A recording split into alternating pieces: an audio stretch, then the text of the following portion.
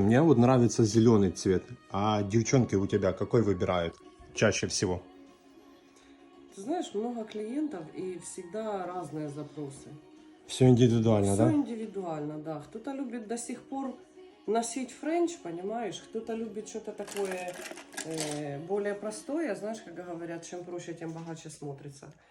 Кто-то делает постоянно, есть клиенты, которые делают всегда с блеском. Ну, то есть маникюр всегда с блеском. Мгм. То есть всегда блестит. Это чтобы видели их красоту? Я думаю, да, им Замечали самим, их? да, замечали их. Есть новое, ну вот, да, это я вот, было время, да, сидела, делала такие вот новые. Как этот цвет называется?